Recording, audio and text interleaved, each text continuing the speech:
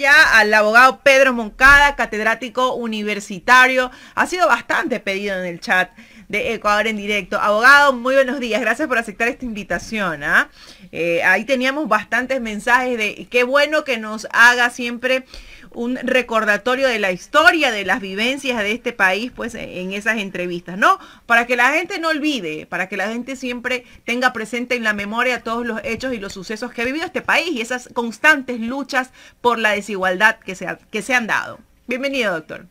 Buenos días, Carlita, Jaime y la audiencia. Mucha alegría presentarme aquí.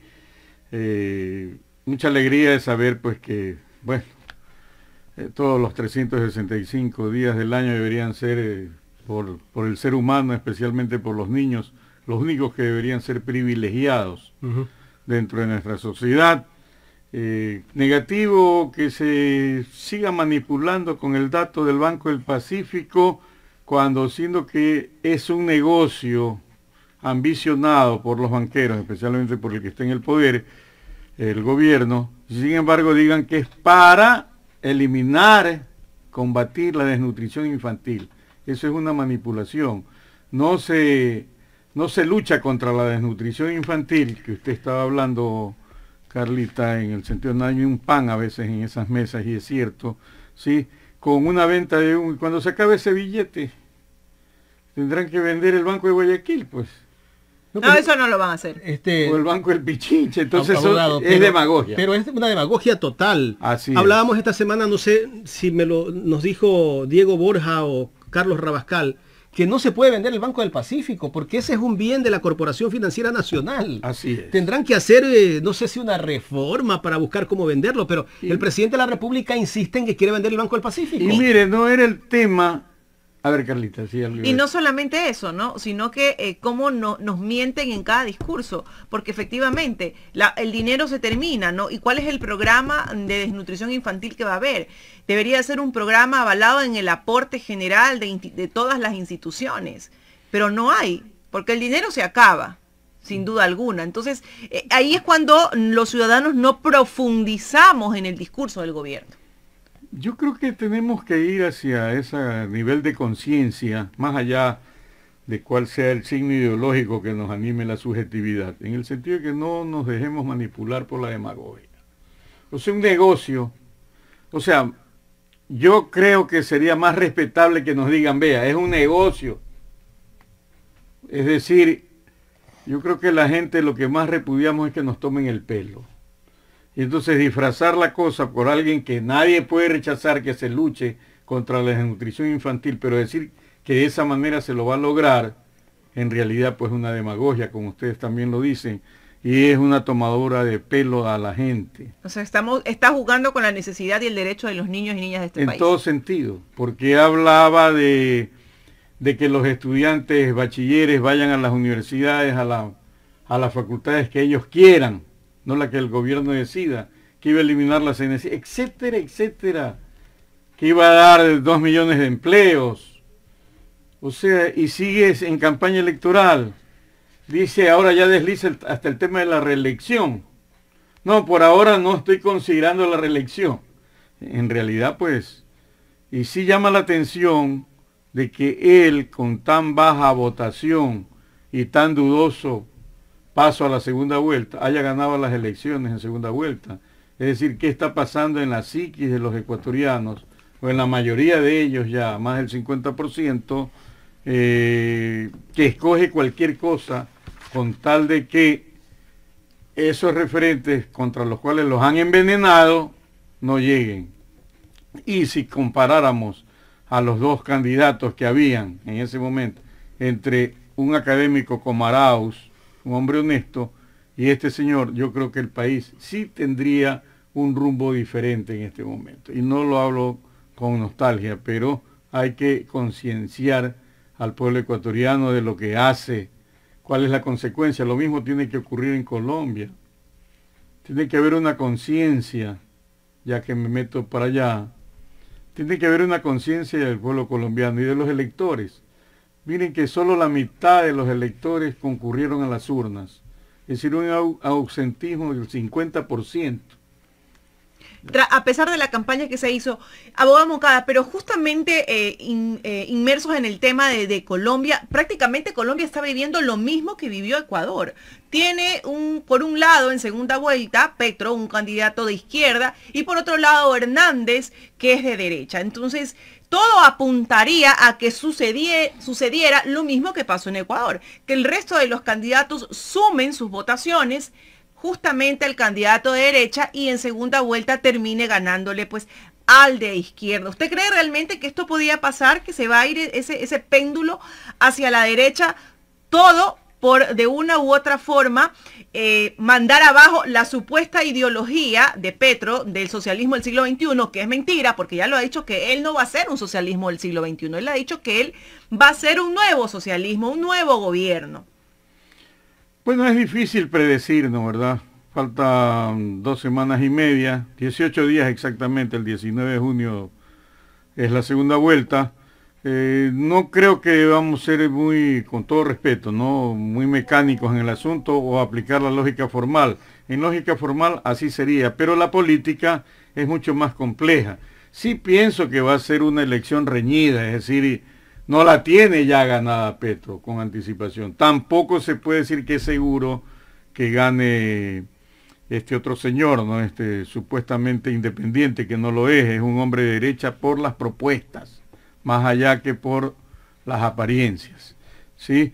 Entonces, es muy complejo el asunto, hay una incertidumbre, la política es eso, es incertidumbre, la vida misma es incertidumbre, es difícil predecir, porque lo único fácil en la vida es morir, vivir es lo difícil, es lo complejo, es donde uno tiene que luchar, etcétera, etcétera. Muy bien, pero yo le decía, solo la mitad, si miremos las estadísticas, ahora hubo más afluencia de electores que en elecciones pasadas, pero no llegaron a la mitad.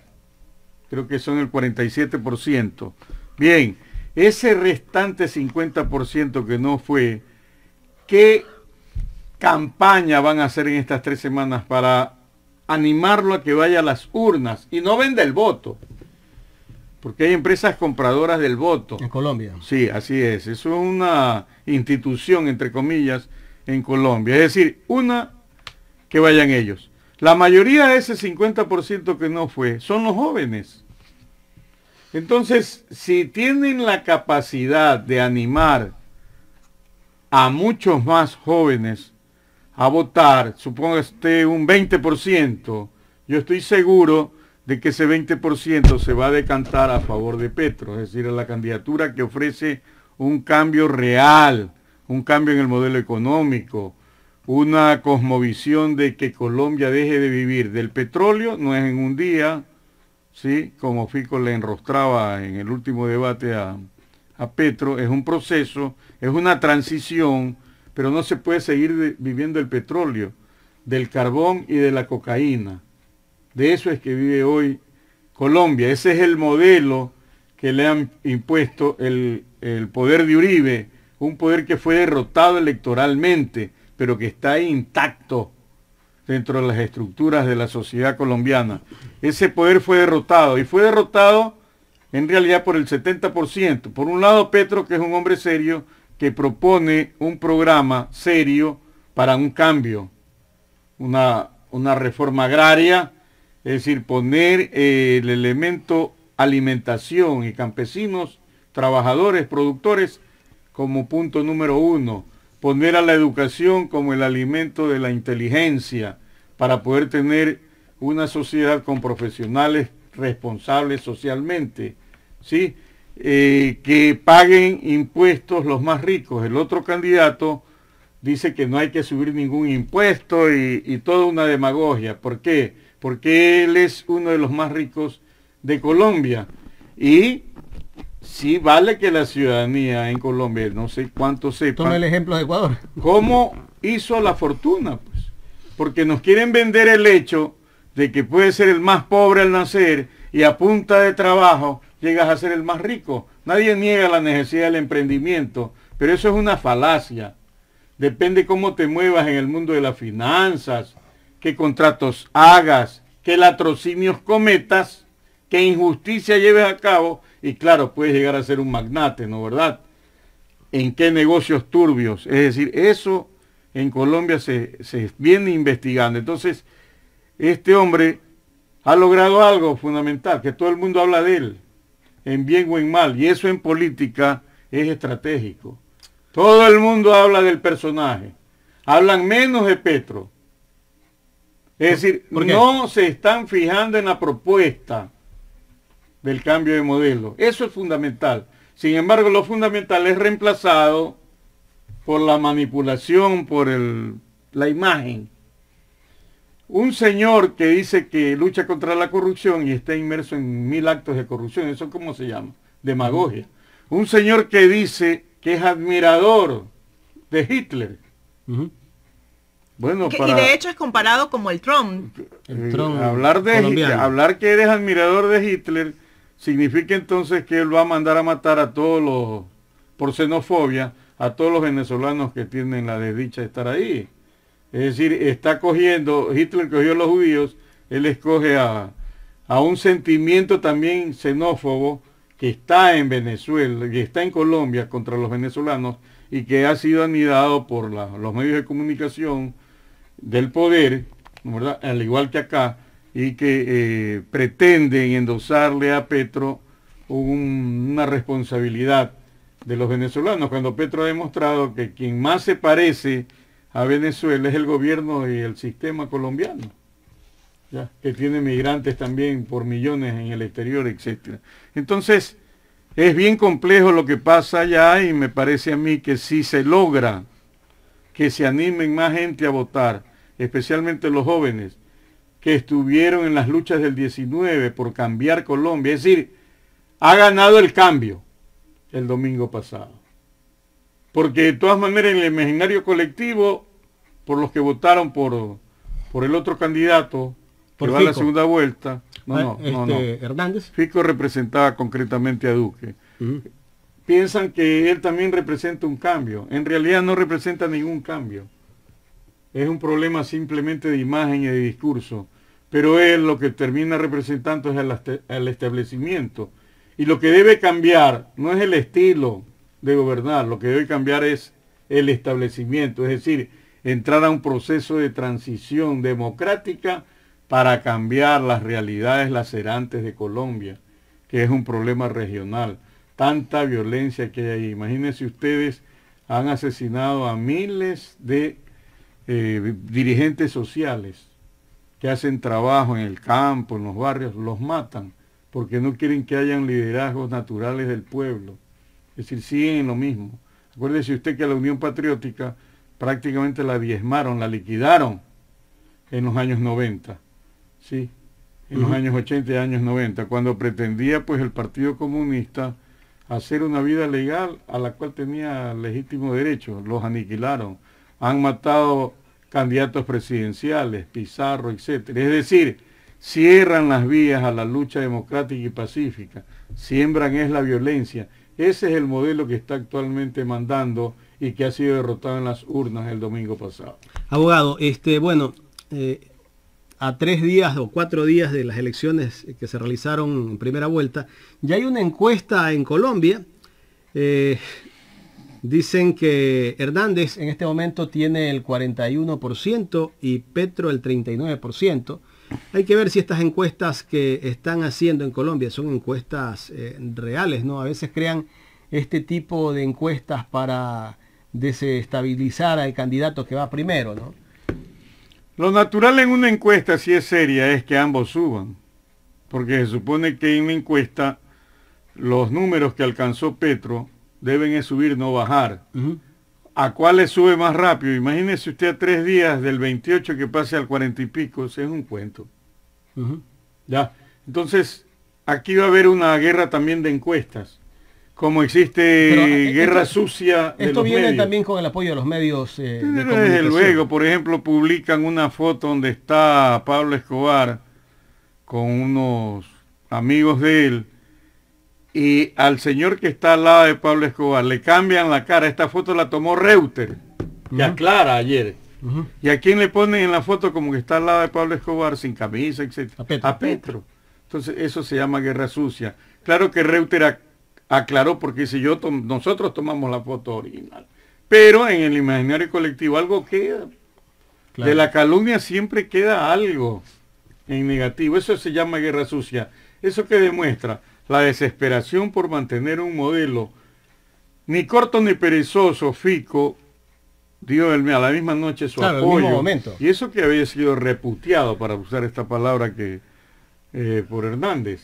Sin embargo le dio. ¿Por qué? Porque ellos consideran que a la hora del té, a pesar de haber sido derrotados, a pesar de haber alcanzado entre todos, la derecha, solo el 25%, mucho sería decir el 30%, es decir, el modelo Uribe, de este gran elector que ha tenido la derecha durante 2, 3 décadas, desde hace 2 décadas por lo menos, ellos fueron derrotados. Pero inmediatamente se embarcan en el carro de Hernández porque consideran que Petro es una amenaza a su statu quo, a su establecimiento. Por eso, ojalá la sociedad colombiana con madurez pueda, y con ánimo de cambio, porque eso es lo que demuestra, pueda dilucidar que realmente un cambio de estructuras en proceso transitorio lo representa Petro, con un equipo excepcional que tiene, ¿sí? Y que el otro señor es un outsider supuestamente independiente, no lo es. Yo diría que es un filofascista que indudablemente le conviene es mantener el sistema, el modelo, para seguir en campaña electoral permanente, ¿sí? Y realmente sería un gobierno de desastre que le va a pasar factura al pueblo colombiano, como acá nos ha pasado factura este gobierno que es una herencia de Moreno, que dinamitó todo en la institucionalidad, y hoy vemos pues la situación que estamos viviendo. Bueno, ya yéndonos a la parte final de este tema de Colombia, para regresar al tema de coyuntura nacional de acá de nuestro país. Abogado Pedro Moncada, viendo el panorama que se está presentando en este momento, esta pelea no va a ser tan fácil, tanto para Petro como para Hernández. Yo creo que Hernández no tiene nada que perder. Es uno de los ganadores porque entra a la segunda vuelta. Un señor de 77 años, no tengo nada, yo también soy viejo. Es decir, él no tiene nada que perder. Tiene mucho que ganar. Va a ganar, si es que gana la presidencia. ¿Y qué presidencia haría? Atrabiliarias, posiblemente. ¿No, verdad? En cambio, Petro significa un cambio en serio. Quizás el problema es que Petro sea muy serio en el discurso. Entonces no llega mucho a ciertos sectores que les gusta que lo emocionen, ya, que lo manipulen, que le hinquen los sentimientos. Yo sí creo que la sociedad humana debe marchar del fanatismo en que viene viviendo ya por milenios, entre la emoción, pasar a la inteligencia, a la razón. Nosotros venimos en una lucha entre la razón y la fe. No estoy contra la fe, pero es que la fe no te permite usar la inteligencia de una manera dialéctica. Entonces está en juego también eso, ¿sí? La decisión que tome gente por emoción, por manipulación, por imágenes del TikTok, etcétera, a una población que elige con inteligencia por un modelo de cambio, porque es mejor para toda la sociedad. Es decir, Colombia ya no aguanta el mismo modelo que tiene de violencia, de narcotráfico, etcétera. Entonces, colombianos tienen que escoger. Yo diría los latinoamericanos estamos pendientes de qué pasa. ¿Realmente queremos que cambie la sociedad colombiana?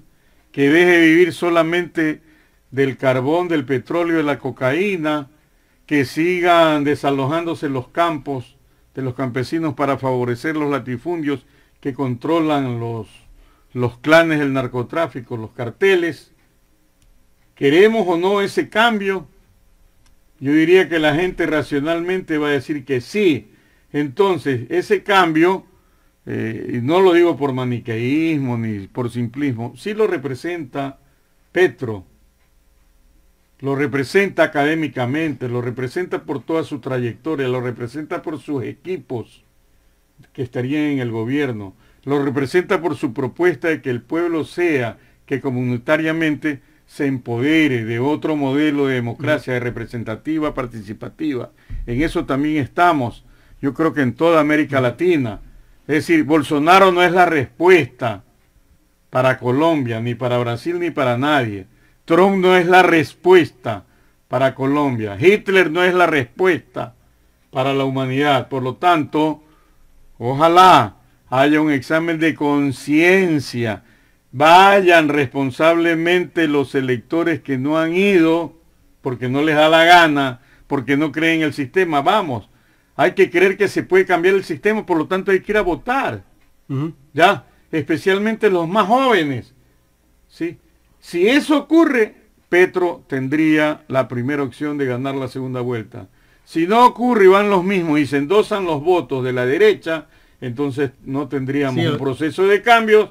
Continuaría pues habiendo perdido el establecimiento que representa a Duque, Uribe, Fico, ellos continuarían en el poder real, que lo tienen todavía, pero que lo ven amenazado por la situación de Petro.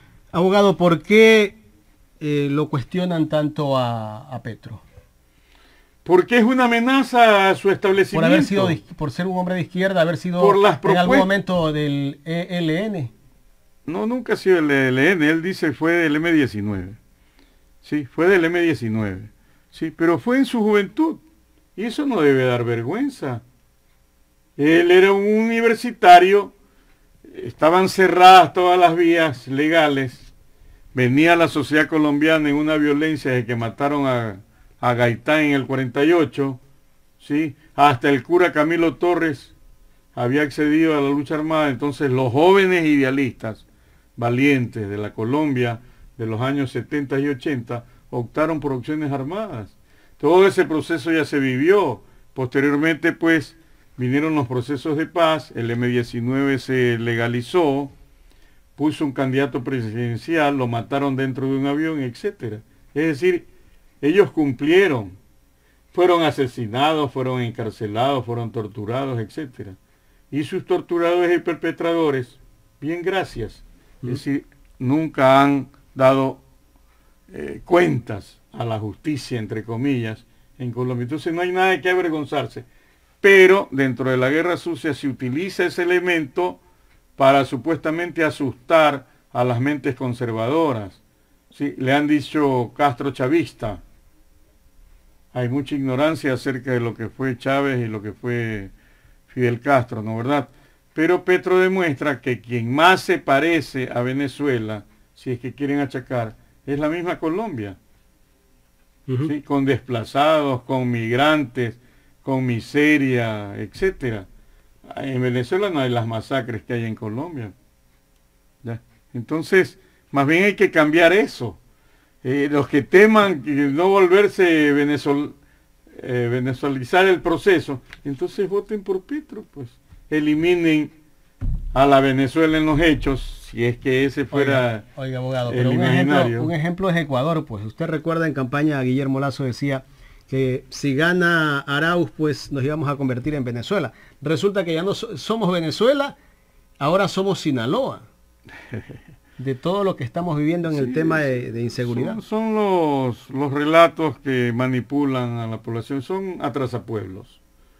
Por eso decía el otro día, me refería a un personaje que no lo voy a nombrar ya, pero la generación de los 70 y los 80 y parte de los 90 admirábamos a ese personaje, que era un periodista rebelde, aparecía como revolucionario. Por eso intentamos y llevamos a cabo una conversación y un acuerdo con ese personaje, y bueno, después da la pirueta, hay la vejez niveladora. Entonces yo repito, respetábamos y admirábamos por sus actos. Posteriormente, pues, decimos es muy deleznable ese cambio, esa pirueta, que a pretexto de cualquier motivo se convierten en cancerberos de la oligarquía y de la derecha, ¿sí? Como influencias. Es terrible. Por eso yo celebro lo que ustedes hacen. Ustedes son la esperanza de un periodismo alternativo, rebelde, de conciencia para los jóvenes, para las nuevas generaciones, y también para los viejitos que aún no tiramos la toalla ideológicamente y que seguimos soñando con un cambio para mejor, vea como lo digo, una sociedad más justa, como decía Mujica. Luchamos, decía Mujica, con los Tupamaros, simple y llanamente porque queríamos una sociedad más justa. Uh-huh.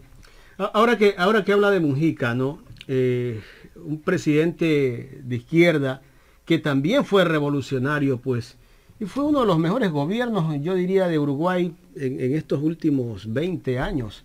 Demostró ser un buen administrador de lo público, Pepe Mujica. Por su honestidad, pues. Él decía, necesitamos funcionarios públicos, no solo en Uruguay, en cualquier lado, que no le tengan mucho amor al dinero. Porque si hay funcionarios en ministerios, etcétera, los que hacen los contratos, que le tienen mucho amor al dinero, lo que va a haber es un sistema de corrupción.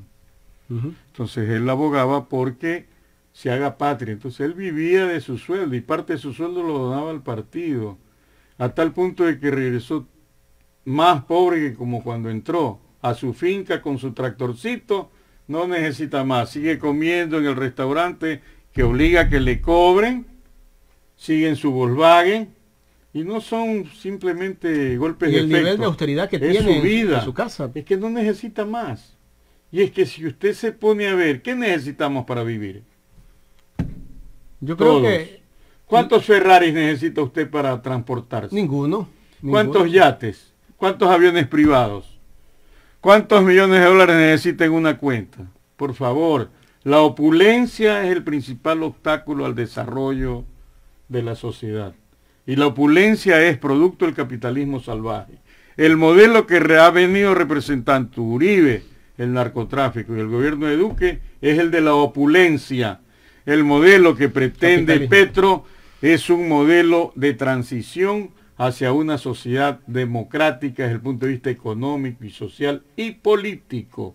Eso es lo que hay que hacer conciencia, tanto en Colombia como en el Ecuador y el resto de América y el mundo, para que pueda este mundo tener salidas, porque ya estamos con el problema ecológico que se puede volver, dicen, en 30 años irreversible. ¿Qué significa que se convierte en irreversible? Que no será viable la existencia de la vida orgánica dentro del planeta. Es decir, es peor que una bomba atómica. Exactamente. Entonces, es un problema de conciencia, de modelo. Es posible, sí, lograrlo en democracia.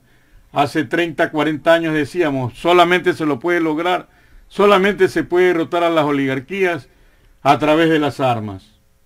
La democracia en armas era el concepto, a la cual ese periodista estuvo de acuerdo porque decía que soñaba con ser guerrillero. Que le digo, no lo va a nombrar ya. ¿Así ¿sí? decía?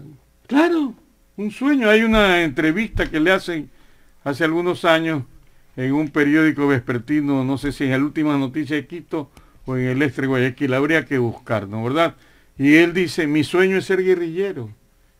¿Qué concepto tenía de ser guerrillero? ¿Qué concepto se tenía en ese entonces de ser guerrillero? Un luchador social que estaba dispuesto a dar la vida como el Che Guevara para que haya una transformación social en el mundo, como el Che Guevara. Entonces, él decía que era guevarista, admiraba, amaba a Fidel Castro, etcétera. Muy bien, nosotros dijimos, este hombre es un revolucionario, no por lo que decía, sino por lo que hacía también. Es un hombre rebelde, le admiramos y le respetamos, pero bueno, así mismo es la vida. Usted puede dar vuelcos después, cualquiera. Y decía José Ingenieros en la obra El hombre mediocre, que los estudiantes siempre los hacía leer, que a veces existe una vejez niveladora. Es decir, ese joven impetuoso que busca un cambio se vuelve súper conservador y reaccionario en la vejez. Ahí está un caso concreto.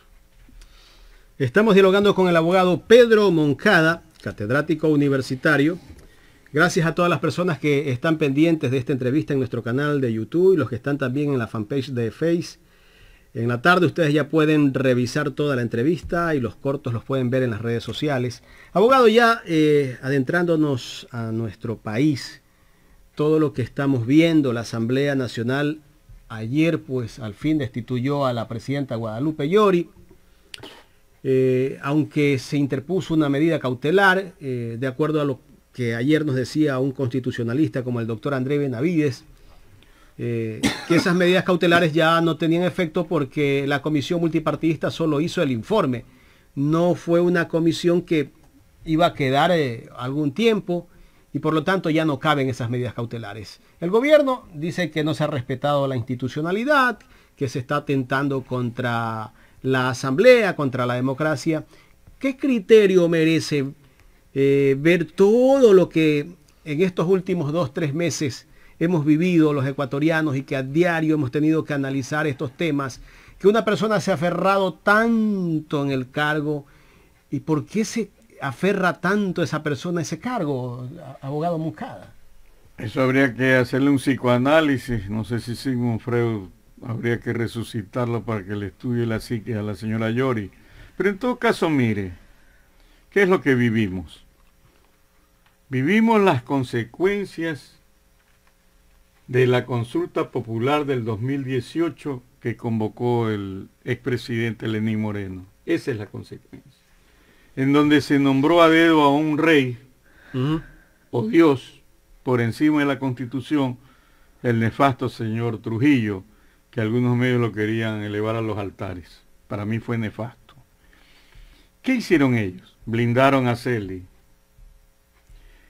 Nombraron a la fiscal. Yo alguna vez dije, lo blindaron y lo santificaron. Lo santificaron. Es decir, ellos cogieron todos los poderes del Estado, la institucionalidad, y la destrozaron. Estamos viendo esas consecuencias en donde un juez, con su acción, pretendió anular las capacidades y las competencias de la Asamblea Nacional, de un poder entero del Estado. Ese juez debería ser destituido. Es como que un juez, veamos qué hace pues el Consejo Nacional. ¿Quién le dijo que, para mí que no es iniciativa del señor juez, con todo respeto a él, voy a especular. Él recibió una orden de un sistema en donde está embarcado no solamente Yori, o mejor dicho el gobierno, del cual Yori formaba parte como comparsa. ¿Sí? Yori dijo que le debía la presidencia al presidente de la República. Se le chispoteó. ¿O es lo que sentía realmente? ¿O es lo que ocurrió cuando se dinamitó el acuerdo que tenía Lazo con Nebot y Correa en afanes de gobernabilidad? Ojalá hubiera sido así. Lo dinamitó. Se dejó llevar por el periodista aquel que le nombraba y otros periodistas y los medios, y dinamitaron ese acuerdo. Pienso que hubiera habido una mejor actuación del gobierno si mantenía su alianza con quienes ahora a través de la asamblea, perdón, a través de la alcaldesa ahora denostan contra su ex aliado porque está en campaña electoral, pero todo lo que dijo es verdad, pues. A eso vamos. Ahí vemos al señor Cuesta, que lógicamente tiene que cumplir su trabajo progobernista en Canal 10, tratando de minimizar y destrozar a la señora alcaldesa Viteri por sus declaraciones hace 2 días. Son declaraciones certeras. Le dice la verdad. Es certero, pues. ¿Quién tiene la principal responsabilidad de la seguridad? No se la puede sacar. Es el gobierno, es el ejecutivo. El Estado debe gobernar las cárceles, hacer rehabilitación social. Pero ¿cómo lo va a hacer si no hay presupuesto? Si por el odio contra el gobierno anterior a Moreno vino, eliminó Ministerio de Justicia, eliminó organismos de derechos humanos, mandó a la casa a psicólogos, trabajadores sociales, redujo el número de guías, eliminó presupuestos. Entonces, ¿qué pasó? Abogado, eliminó las EMPLADES, que era la secretaría que planificaba todas las obras que se hacían en el Estado, todos los proyectos. Y este gobierno, por no darle la razón a Correa, no crea nuevamente una secretaría que no se llame EMPLADES por último. Es que no es por no darle la razón, es porque es una continuación. Es decir, tiene la misma cosmovisión que el gobierno de Moreno, lo mismo. Es decir, ya tenemos 5 años, ¿sí?, de este modelo oligárquico nuevamente. Es decir, lo poco que se logró, yo digo así, lo poco que se logró en los 10 años, o lo mucho que se hizo en los 10 años, ¿sí?, fue dinamitado a partir de Moreno hasta el día de hoy. Y ahí están las consecuencias. Un país en donde entran los delincuentes a expresos escolares para robarles celulares a los niños, los jóvenes, y los balean. Donde están muriendo militares, policías, amas de casa. Es una cosa desatada. También es cierto, pues la alcaldesa dirige el tránsito en Guayaquil. ¿Por qué siguen permitiendo? Son elementos que sirven en la lucha contra este flagelo. 2 en moto. La papelería. Yo manejo también y veo que las motos, muchos de los señores de las motos, con todo respeto, manejan como les da la gana. No hay semáforo, no hay discopares, no hay contravía. Más claro, ellos tienen un propio código de tránsito en su cabeza y manejan como les da la gana. Veo motos donde van familias enteras. Sí, es el problema de la pobreza. 3 niños, marido y mujer, Dios mío, sin casco. Y se lo permite. Entonces, en ese sentido Cuesta tendría razón. Es decir, los municipios deben controlar el tránsito. Son su competencia. Y el tránsito tiene que ver con la seguridad. Pero todo lo que dijo la alcaldesa es cierto también. Entonces, ella tiene corresponsabilidad en el asunto del tránsito y tiene la razón en endosarle, en señalar que el gobierno es el responsable de la seguridad. Ahora, entendemos que es parte de la campaña electoral y que posiblemente ella vea que su rival, quien sea, va a ser el que esté apoyado por el gobierno de Lazo en Guayaquil. Entonces, es eso también, ¿no? Abogado, para la última pregunta que le voy a hacer, luego viene de mi compañera Carla Aro. Ahora que ya no va a gobernar la asamblea la señora Yori, viene Virgilio Saquicela, ¿qué va a pasar entre esa asamblea y el gobierno en este momento?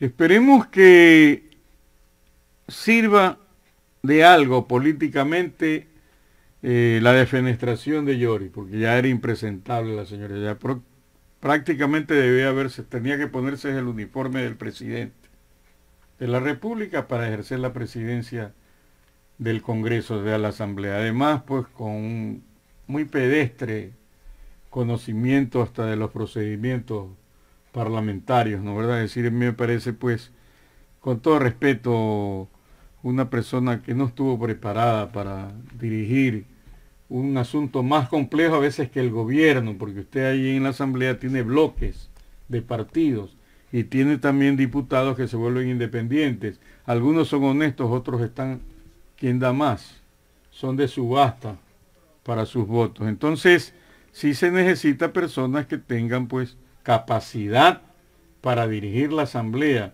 entender que no es que está su partido en el poder de la Asamblea, no, su bloque es uno más.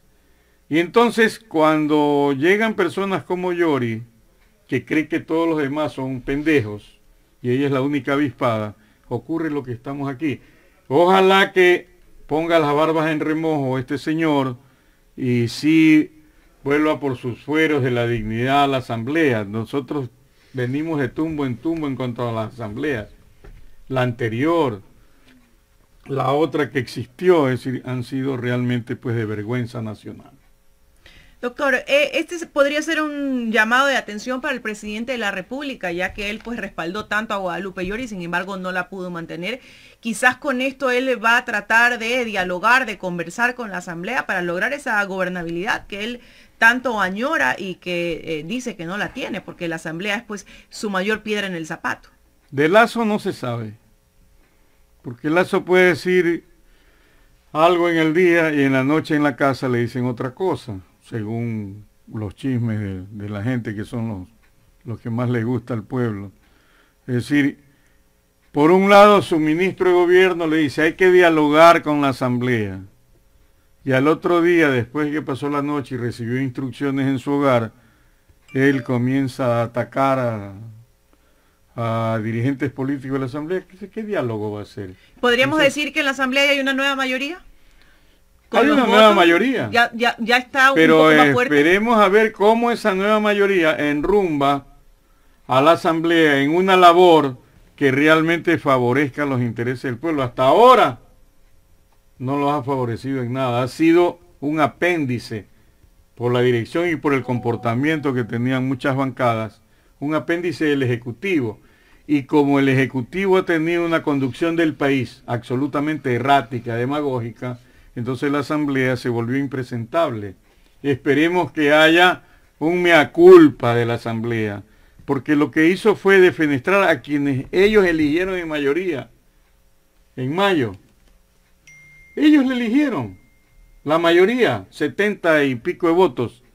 Entonces hagan un mea culpa, pues. O sea, no echen toda la responsabilidad a una persona que efectivamente lo hizo mal en la dirección, ¿ya? Pero ellos fueron coautores también. Entonces ahora tienen la oportunidad, como nueva mayoría, de hacer una lectura correcta de lo que dejaron de hacer e hicieron mal y tengan pues otra performance dentro de la Asamblea. Que no se trata de hacerle obstrucción a todo lo que proponga el Ejecutivo, sino que lógicamente sea un poder con dignidad, una función con soberanía, con autonomía del Ejecutivo, y propongan una legislación que sea favorable al pueblo. No aprueben, por favor, ni permitan mediante triquiñuelas que se apruebe un paquete tributario que hoy la clase media especialmente la está sufriendo. Ya, la está sufriendo. Profesores, trabajadores que ganan $2.000 tienen que sufragar imposiciones, elementos tributarios exagerados, y al mismo tiempo esa ley deja exento a los más ricos del pago de impuestos y de las herencias. Entonces es como que diga el señor Lazo, esta ley es para mí, para los nuestros, para nuestra élite. Abogado, usted fue docente universitario hasta hace poco, ya se jubiló. Me gustaría escuchar su criterio de todo lo que está pasando en el sistema de educación, tanto superior como educación primaria y secundaria. El presidente de la República ha dicho que ha aumentado el presupuesto de educación de 2.814 millones a 3.412 millones de dólares. Pero eso no se refleja. En este momento vemos que hay universidades donde no tienen presupuesto y están contratando a docentes por 8 meses al año. O sea, 4 meses un semestre y 4 meses otro semestre. El presidente... Desvinculándolo. Y los desvinculan, o sea, prácticamente no les van a aportar al seguro. Y también están pensando en los próximos meses, tal vez, tener que contratarlos y pagarles por factura, como era la educación hace unos 12, 13 años. 15. O 15 años. En realidad el presidente prometió una mejor educación superior, el libre ingreso a todos los jóvenes bachilleres a las universidades públicas, pero al parecer estamos retrocediendo en vez de avanzar. También incluso se habla de que o quieren tal vez desaparecer Yachay, aunque no la pueden desaparecer porque para desaparecerla creo que tienen que crear una nueva constituyente o una consulta popular, que no va a ser tan fácil, y que se le acusa a esta universidad o a los administradores de esta universidad de que se ha despilfarrado dinero, que si yo invierto $20.000 en un vehículo, en el primer día es como que tengo que sacar todos los $20.000. Están haciendo unas comparaciones que la verdad al pueblo ecuatoriano están buscando tal vez distraerlo de tantos problemas y creen que con eso tal vez van a solucionar los problemas que tiene el gobierno. Yo vuelvo a repetir que estamos sufriendo, porque esa es la palabra correcta, las consecuencias del modelo Moreno-Lazo, que es lo mismo para mi criterio. Es decir, este modelo de 5 años dinamita la educación pública, la salud pública, la seguridad social, la seguridad ciudadana, etcétera, etcétera, etcétera, que ya dijimos por qué, viene especialmente desde la consulta del 18. Vimos una campaña electoral donde la mayoría en la segunda vuelta, por odio a Correa, votó por Lazo. Y muchos jóvenes que votaron se sintieron atraídos por la demagogia. Ahora van a estudiar todos lo que quieran, no lo que quiera el gobierno. ¿Dónde está eso? Las universidades en el Ecuador han visto mermados sus recursos y sus presupuestos y se obligan a una cuestión atrasapueblo, ya, de mandar a la calle a profesores, trabajadores, etc. Sé de locales que no tienen ni siquiera para una fundita de detergente para limpiar, o sea, tienen que limpiar solo con agua, o el conserje que gana el básico tendrá que ir a poner de su poca platita, comprar el detergente en la tienda para poder baldear las aulas, ahora que ya están en presencial. Entonces es terrible comparar la demagogia de las campañas electorales que van a continuar, ya se vendrán nuevas campañas. Ahora va a ser por el tema territorial de los seccionales. Tendremos las nuevas elecciones y se va a repetir la misma demagogia. El tema es preguntarnos, ¿se va a repetir la misma votación víctimas de la demagogia? Entonces ahí yo diría, la sociedad tiene los gobernantes que merece. Así es. Abogado, queremos agradecerle por haber participado de este diálogo, me parece muy interesante. De todo lo que hemos analizado, el tema de Colombia y la política, la coyuntura política de acá de nuestro país. Muchísimas gracias, Carlita. Buenos días. Jaimito, los amigos de aquí de la radio, la audiencia. Para mí es un placer poder dirigirme a la ciudadanía. Lo hago con la mayor voluntad,